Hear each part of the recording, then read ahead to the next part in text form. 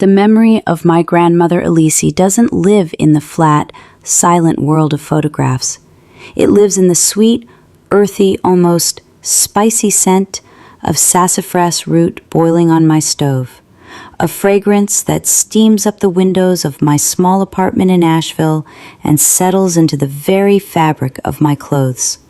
It's a scent that anchors me, a fragrant, crimson thread winding back through time to her small, sun-drenched, bustling kitchen in Tahlequah, Oklahoma, a place that always smelled of baking bread, drying herbs, and unwavering love. She taught me, her small hands guiding mine as we scrubbed the gnarled roots, that the tea brewed from them, a deep, beautiful crimson, was a blood purifier, a way to clear out the bad, the stagnant, the sorrowful, and make way for the good, the new, the hopeful. For the past 6 months, my tiny apartment kitchen has been perpetually steeped in that sacred aroma, a constant, hopeful, almost desperate ceremony as I tried to purify a dream and bring it, kicking and screaming, into the world. My dream has a name, one that I whispered to Elise in my heart 1,000 times: Sassafras and Stone Apothecary. It's so much more than a business. It's a continuation of a story, a modern translation of the generational knowledge, the Didu Nvati, that Elise and her mother before her passed down to me. It is a bridge between the ancient wisdom of the Cherokee people and the contemporary world's burgeoning, often misguided, hunger for wellness.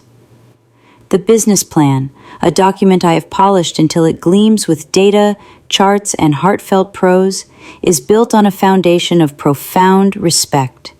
Sustainably sourced, wild harvested botanicals from our tribal lands in Oklahoma, traditional Cherokee preparations for tinctures, salves, and teas, all presented with clean, contemporary, minimalist branding that speaks to a wellness market increasingly hungry for authenticity, for a story that has roots. It's a solid, meticulously researched plan backed by months of market analysis, a modest but viable 5-year financial projection, letters of intent from several influential local health food stores and yoga studios, a fully developed e-commerce strategy, and every single penny of my life's savings, scraped together from a decade of working as a moderately successful graphic designer. The only thing standing between Sassafras and Stone Apothecary and the small, sunlit, perfect storefront I've found in the heart of Asheville's vibrant arts district with its large picture window and original hardwood floors is a man named Mr. Gerald Caldwell, and the beige, soul-crushingly beige, air-conditioned office of the First Patriot Region. My first meeting with Mr. Caldwell, scheduled after weeks of hopeful emails and unreturned phone calls, was a masterclass in polite, paternalistic, soul-crushing dismissal. He was a man in his late 50s with a soft, doughy paunch that strained the buttons of his crisp white shirt, a silk tie that was slightly, almost imperceptibly, too tight, and pale, watery blue eyes that never seemed to quite focus on me, but rather on a point somewhere just over my left shoulder, as if addressing a more interesting, and perhaps more important, invisible companion. He skimmed my meticulously prepared, passionately written 80-page business plan with the vague, disinterested air of a man leafing through a catalog for a product he has no intention of ever buying, his fingers barely grazing the pages.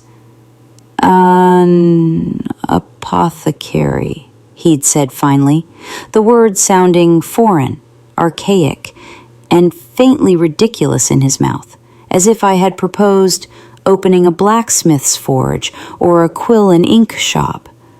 Charming. Very artisanal. It's a modern wellness brand, Mr. Caldwell, I had corrected gently, my hands clasped tightly in my lap to still their sudden, betraying trembling. My voice more steady than I felt. It's rooted in traditional Cherokee ethnobotany, yes, but it's designed to meet a proven and rapidly growing market demographic. He'd offered me a thin, bloodless, almost reptilian smile. Of course, forgive me. It's a very niche concept, Miss Eliadis. The bank, you must understand, has a fiduciary duty to its shareholders to consider risk above all else. Your proposed collateral is minimal. Your personal assets are almost entirely tied up in projected inventory. It's all a bit aspirational, wouldn't you say? My business plan included 3-year growth projections based directly on the reported earnings of 2 comparable local businesses in the wellness sector, a detailed market analysis of the multi-billion-dollar wellness industry, letters of intent from several well-established local health food stores and highly regarded yoga studios, and a fully developed, professionally designed e-commerce and social media marketing strategy. It was anything but aspirational. It was grounded, conservative, exhaustively researched, and eminently achievable. He denied the small business loan, citing in a formal, jargon-laden letter that arrived a week later, insufficient tangible collateral and excessive market volatility in the artisanal sector. I walked out of that beige office that first day feeling not just 2 months later, after another season of saving every spare dollar, I returned. I had reworked the numbers until they were even more conservative, secured a small high-interest personal loan from my long-suffering father to increase my personal collateral, and had managed to secure 3 more, even more impressive letters of intent from larger regional health retailers who had seen my product prototypes and were genuinely excited. This time, I wore my hair, usually a long, free-flowing tumble of dark waves, in a sharp, severe professional bob that grazed my jawline. A warrior's haircut, my best friend Maya had joked over the phone. A haircut that meant business. Mr. Caldwell, if he noticed the transformation at all, didn't show it. He looked over the revised, even thicker business plan, his silver pen tapping a slow, irritating, almost metronomic rhythm on the polished surface of his ridiculously large desk. "Impressive persistence, Miss Eliadis," he'd said, his tone suggesting it was anything but impressive, more like a tiresome annoyance.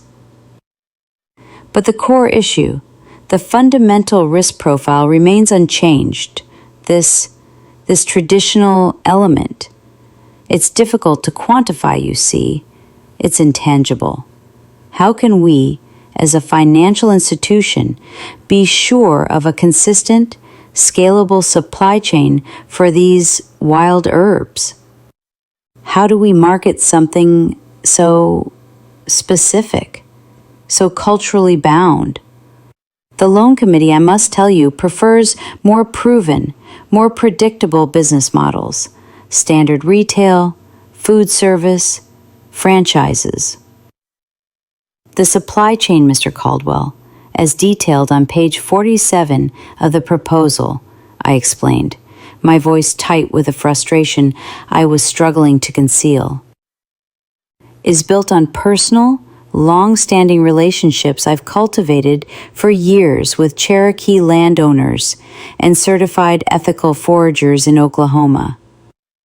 The traditional element is the brand's unique selling proposition. It's what makes it authentic.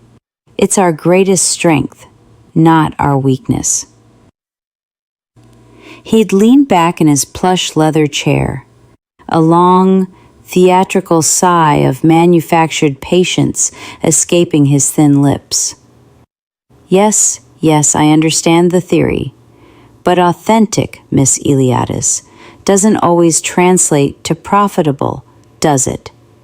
The bank needs a sure bet, especially in this economic climate. I'm afraid the answer, despite your admirable efforts, is still no. It was during my third and what I swore would be my final attempt, a month later, after I'd seen a young, non-native man with a half-baked, frankly ludicrous plan to open a gourmet toast and artisanal avocado cafe, get enthusiastically approved for a loan nearly twice the size of the one I was requesting, that the bitter, undeniable seed of suspicion truly began to sprout and take root in the fertile ground of my frustration. I had overheard him in the bank lobby, excitedly telling a friend on his phone about how Mr. Caldwell had called his concept a breath of fresh air and exactly the kind of forward-thinking business the community needs. The community apparently needed $50 avocado toast, but not centuries-old, time-tested plant wisdom. This wasn't just about numbers and collateral and market volatility anymore. This was about me, about my name, about my face, about my heritage. For my third meeting, my hair was different again. This time pulled back from my face in a tight, severe, almost warrior-like braid that felt like a declaration of war, a symbol of my refusal to be dismissed. I had prepared a counter-argument for every conceivable objection. I had brought new market data, glowing testimonials from my test users, even beautiful professionally designed samples of my product, packaged in amber glass bottles with elegant minimalist labels. Mr. Caldwell didn't even look at them. He pushed them aside on his desk with a dismissive flick of his fingers. He steepled his own pale, manicured fingers, his watery blue eyes finally, chillingly, meeting mine, a flicker of something cold and hard in their depths. Ms. Eliadis, Jenna, he began, the sudden, unwelcome use of my first name, a clear, strategic shift, a move from professional dismissal to paternalistic condescension. Let's be frank with one another, shall we?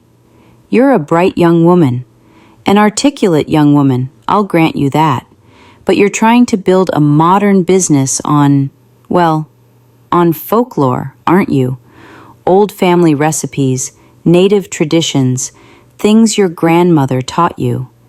It's a lovely story, a charming narrative, for a pamphlet perhaps, for a human interest piece in the local paper, but it's not a sound, scalable basis for a commercial enterprise in the 21st century. The bank, Jenna, invests in the future, not in the past. Perhaps you should consider a more mainstream pursuit, something more aligned with the current market. Folklore. The word hung in the sterile, air-conditioned air between us, cold and sharp and heavy with the weight of centuries. The same word used to dismiss our histories, our sacred ceremonies, our sophisticated systems of governance, our very existence for generations. He had finally, in his smug, unassailable arrogance, said the quiet, ugly part out loud. He wasn't rejecting my meticulously researched, demonstrably viable business plan. He was rejecting me. He was rejecting my heritage as a viable, valuable, and integral part of the modern American economy. He was rejecting the quiet, profound wisdom of my grandmother Eliadis, and her mother before her, and her mother before her, as nothing more than a quaint, unprofitable, and ultimately irrelevant fairy tale. The anger that rose in me then was not a hot, flashing, uncontrolled rage that would have given him the satisfaction of dismissing me as an emotional, irrational woman. It was a cold, clear, deep, and absolute anger. It was the deep, powerful, inexorable current of a river that has been dammed for too long. A river that has been patiently, silently gathering its strength, waiting for the moment to reclaim its rightful path. My grandmother Eliadis had a saying in Cherokee, a saying she often repeated as we worked in her garden. Novdosunale ale un niovisti. The river's strength is in its persistence. It doesn't smash the rock in a single furious blow. It flows around it, over it, under it, wearing it down, patiently, relentlessly, grain by grain, until it carves its own new, undeniable path to the sea. I left his office that day not defeated, but with a new, terrifying, and exhilarating clarity of purpose. I was done trying to persuade the rock. It was time to find a new path, to become the river. The plan, a risky, desperate, and decidedly 21st century gambit, formed that night, fueled by a potent mixture of sassafras tea, righteous indignation, and a stubborn refusal to be silenced. My cousin, Ben, a tech-savvy, anti-establishment kid barely out of his teens who could probably hack into the Pentagon with a rusty laptop and a half-eaten bag of corn chips, owed me a favor. I called him. Ben, I said, my voice steady, the anger now honed to a fine, sharp point. I need a camera, a very, very small one, and I need it to look like a piece of traditional Cherokee jewelry. For my fourth and final meeting with Mr. Gerald Caldwell, a meeting I requested under the guise of seeking his final, invaluable advice on alternative career paths, my hair was loose again, falling in soft, dark waves around my shoulders, a deliberate performance of feminine non-threat. I wore a simple, elegant dress my grandmother had made for me many years ago, a dress that always made me feel grounded, powerful, connected to her unwavering strength. Pinned to the collar, just above my heart, was a beautiful, intricately handcrafted silver brooch, its design a stylized sassafras leaf, a family heirloom. Ben, my brilliant young cousin, had worked a miracle. The high-definition camera lens was almost entirely invisible, nestled within the intricate, hand-stamped veining of the silver leaf. I didn't go in to argue this time. I didn't go in to plead. I went in to listen, to document, to bear witness to the quiet, insidious workings of systemic prejudice. I presented a final, minor, almost trivial tweak to my financial plan, a simple pretext for the meeting. Then I adopted a guise of defeated, almost childlike sincerity, a role I inwardly despised but knew was necessary. Mr. Caldwell, I began, my voice carefully modulated to sound both earnest, respectful, and slightly naive. I've been thinking so much about what you said during our last meeting, about my business being based on folklore, and I think maybe you're right. I was being too sentimental, but I really want to understand for my own future reference, so I don't make the same mistakes again. What exactly makes a business like mine, one so deeply rooted in Native American traditions and community, such a high risk in the bank's eyes, while other, newer, perhaps less established concepts like that gourmet toast cafe you mentioned, for instance, are considered a surer bet?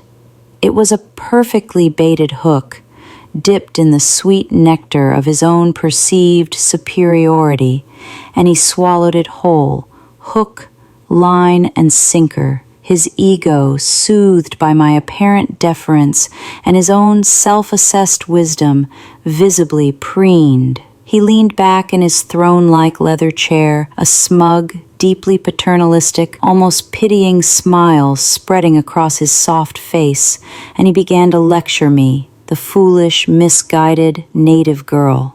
"Well, Jenna," he said, his voice dripping with a condescending, avuncular tone that made my skin crawl. "It's a simple, if perhaps un-PC matter of, let's call it cultural capital and market recognizability. The young man with the artisanal toast cafe, an excellent go-getting young fellow, his concept is familiar, it's trendy, it's instantly marketable to a broad, affluent, Instagram-savvy demographic. It's comfortable, it's a known quantity.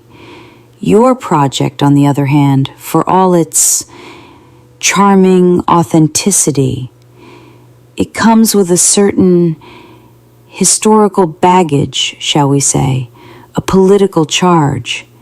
It's niche. It appeals to a very specific, and let's be brutally honest here, not always commercially significant demographic. And frankly, my dear, there's always the inherent risk of authenticity issues. How do we, as a responsible financial institution, know that these remedies, these traditions are, well, legitimate? That they actually work? It's not like there's a board of federal certification for tribal folklore now, is there? He chuckled, a small, self-satisfied, deeply unpleasant sound that echoed in the silent, beige room. The bank has a profound responsibility to its shareholders, to the community, to invest in predictable, scalable, mainstream successes, not in what ultimately amounts to high-risk passion projects based on old wives' tales and sentimental attachments to the past, however charming and photogenic they may be. He continued in this deeply offensive, breathtakingly ignorant vein for nearly 10 long, agonizing minutes, a rambling, self-congratulatory, almost hypnotic monologue filled with coded, discriminatory language, casual microaggressions, and stunningly ignorant, deeply ingrained, stereotypical assumptions about Native American culture, business practices, and my own personal capabilities. And my little silver sassafras brooch, my grandmother's quiet, unwavering strength pinned to my collar, just above my steadily beating, furious heart, captured every single damning, career-ending word. I thanked him, my voice a marvel of feigned gratitude and newfound clarity, for his invaluable insight, my face a carefully composed mask of polite neutrality. I shook his soft, slightly damp hand for the final time and walked out of that beige, airless office, out of the cold, impersonal marble lobby of the First Patriot Regional Bank, and into the fresh, rain-washed Asheville air, my heart pounding not with anger or despair, but with the cold, clear, exhilarating. That evening, Ben and I, fueled by righteous fury and a large pepperoni pizza, edited the video. We didn't add dramatic, swelling music or flashy accusatory graphics. We just let Mr. Gerald Caldwell's own words, his own smug, condescending, prejudiced voice, do all the work. We titled it simply, starkly, "This is what systemic discrimination sounds like at First Patriot Regional Bank." We posted it on every social media platform we could think of: YouTube, Twitter, Facebook, Instagram, TikTok, tagging local news outlets, national financial journalists, prominent civil rights activists, and every Native American advocacy group we could find. I went to bed that night not knowing what to expect. My adrenaline finally giving way to a profound, bone-deep exhaustion. A few angry comments from internet trolls? A quiet, dismissive corporate speak statement from the bank? I had no idea. I woke up the next morning to a digital firestorm. The video had exploded overnight. It had been shared thousands, then tens of thousands, then hundreds of thousands of times, and the numbers were still climbing exponentially. My phone was buzzing incessantly, almost melting, with a constant stream of notifications. My email inbox overflowing with messages of support, solidarity, and outrage from strangers all over the world. Hashtag not folklore. Hashtag bank with patriotism, used ironically. And hashtag sassafras and stone were trending nationally. Local news vans were parked bumper to bumper outside my small apartment building. The story was everywhere. The bank's initial reaction was a clumsy, predictable, corporate speak non-apology statement about valuing all members of our diverse community and launching an immediate and thorough internal investigation into the matter. But the pressure, both from the public and from the media, was immense, relentless, and growing by the hour. By the end of that first tumultuous day, a new, more panicked statement was issued. Mr. Caldwell had been dismissed, effective immediately, pending the results of the investigation. By the end of the week, the bank's national headquarters in Charlotte announced a full-scale, independently led, comprehensive investigation into their small business lending practices nationwide, with a particular focus on minority and women-owned businesses. The CEO, a man who looked deeply uncomfortable and profoundly out of his depth, issued a televised, if somewhat stilted and lawyer-vetted public apology. The aftermath was a strange, disorienting, and utterly exhausting whirlwind. I was improbably hailed as a hero, a trailblazer, an accidental activist. I did interviews with national newspapers, with cable news channels, with podcasts, my story appearing in publications I had only ever dreamed of reading, let alone being featured in. It was gratifying, yes, deeply gratifying, to see a significant crack appear in the smooth, impenetrable, beige wall of systemic, institutional prejudice.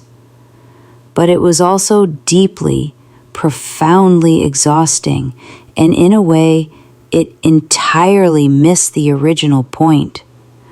I hadn't set out to be a hero, or an activist, or a symbol of anything. I had just wanted to start a small, beautiful business. I had just wanted to honor my grandmother. I had just wanted to share the gentle, powerful, healing wisdom of my heritage with a world that I believed and still believe desperately needs it. The most extraordinary, most unexpected, most truly special part of the ending to this chapter of my life, the part that truly felt like Elise's spirit, her quiet wisdom, at work, didn't come from the chastened bank or the fleeting attention of the national media. It came a few weeks later in the form of a simple, unassuming email from a name I didn't recognize. The subject line, however, made my heart stop. It contained only 4 words, written in the beautiful Cherokee syllabary, words I hadn't seen in years, but whose meaning was as familiar to me as my own name. Nevda sunalai ale univsti. The river's strength is in its persistence. The email was from a consortium of Native American and First Nations entrepreneurs, a quiet, powerful and previously unknown to me network of established and emerging business leaders from across the North American continent who had seen my video and my story and had recognized a familiar struggle. "We know a rock like Mr. Caldwell when we see one," the email read, its tone a warm, wry mixture of shared experience and profound solidarity. "They are everywhere, in every institution, and we also know a river like you, Jenna Eliadis, a river that refuses to be diverted. We have been watching your business plan, which was discreetly and anonymously shared with us by a sympathetic and now we understand former junior loan officer at the bank. The true inheritance, the true legacy, I realized then, tears streaming down my face, was not a loan from a system that had never been built for me, that had never intended for me to succeed on my own terms. It was the unwavering support, the profound belief, the shared resilient strength of my own community, a community that spanned borders and tribes and nations, connected by a shared history of struggle, of survival, of persistence, and of a determined, unshakable, fierce belief in our own future. Sassafras and Stone Apothecary opened 6 months later, in the sunlit, fragrant storefront I had so long dreamed of, funded not by a reluctant, chastened bank, but by a joyful, supportive chorus of believers. It was, from the very first day, more than just a shop. It quickly, organically became a hub, a gathering place, a vibrant, living testament to modern, indigenous resilience and creativity, a platform for other native artisans, healers, and entrepreneurs in our region to showcase their work, to share their knowledge, to build their own dreams. We hosted workshops on traditional plant medicine, on basket weaving, on the Cherokee language. We became a small but vibrant, powerful eddy of cultural preservation, community building, and much-needed economic empowerment. My hair is long again, now, falling in dark, loose, unapologetic waves. I no longer feel the need for warrior braids or severe, investigative bobs. The battle with Mr. Caldwell, the single visible rock, is over. But the work of the river, the patient, persistent, sometimes exhausting, but always hopeful work of carving a new, more equitable, more beautiful path continues every single day. The other day, a young woman, a recent graduate from the Eastern Band of Cherokee Indians Reservation in the nearby mountains, came into the shop.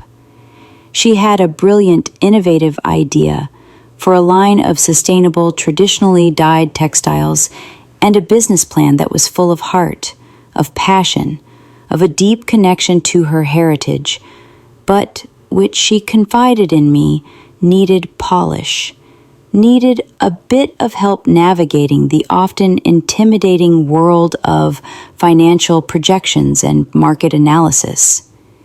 She was nervous, brilliant, and deeply discouraged after being summarily turned down for a small startup loan at another local bank. I sat down with her at the small, rough-hewn wooden table in the back of my shop, the air around us fragrant with the familiar, comforting, sacred scent of sassafras root and freshly cut cedar. I took her business plan, opened it to the first page, and smiled. A real, genuine, welcoming smile. "Okay," I said, my voice steady and clear and full of a strength I now recognized as my own, a strength inherited from Eliadis, from all the women who came before me. "Let's get to work. Don't you worry about the rocks in the path. Let me tell you a story about a river."